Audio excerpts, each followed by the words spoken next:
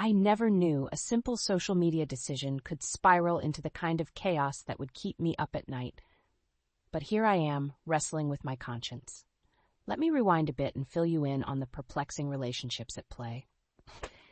It all started with Kevin, my boyfriend of 2 years, and his rather complicated friend, Jake.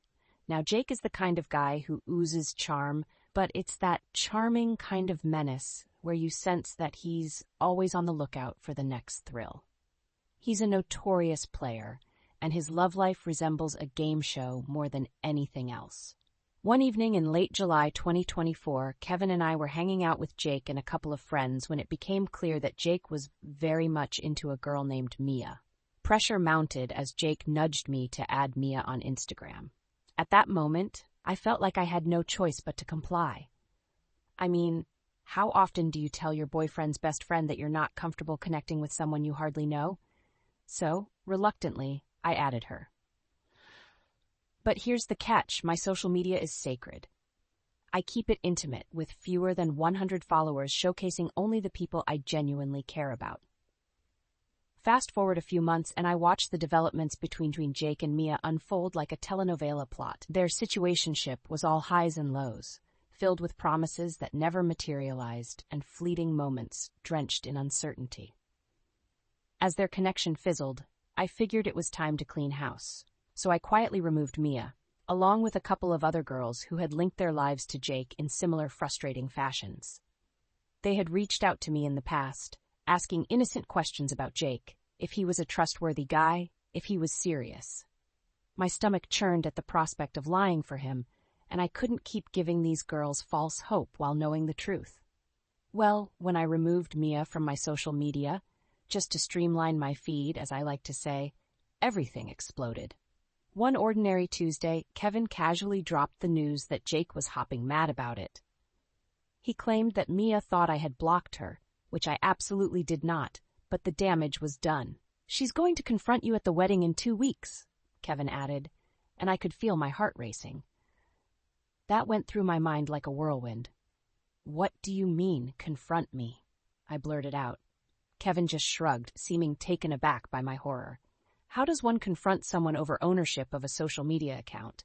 It sounded ludicrous, yet here I was entangled in this web of relationships that seemed to grow only more complex.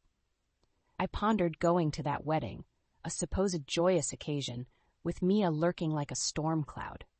Should I face her honestly, or would that just ignite a wildfire? After all, I had loved Kevin for who he was, but Jake's reckless antics had thrown us both for a loop multiple times. How could I explain my decision to Mia without getting tangled in the emotions that had already caused chaos? As the days drew closer to the wedding, the overwhelming dread settled in. What if Mia approached me, all agitated, wanting to know why I felt the need to remove her? I could already see the scene, her rolling her eyes with her arms crossed, accusing me of being petty. The thought of it made me want to shrink away into obscurity. I found myself torn, questioning everything I thought I understood about loyalty and friendships. I mean, was it wrong for me to want to curate my social media space? And did I need to defend my choices to someone who had been an incidental part of my life? A part of me wanted to reach out to her, explain myself, and minimize any potential conflict, but another part felt like that would only fuel the fire. Should I just keep the peace and let my intuition guide me? Or was it time to confront the ugly truths, tell Mia the real reason I didn't want to keep ties with any of Jake's situationships? The emotional turmoil I was wrestling with swirled like a tempest in my mind. I turned to Kevin for clarity, but each time we spoke he offered only vague reassurances. Just be cool. Don't worry about it. Those catch-all phrases did little to soothe my worries.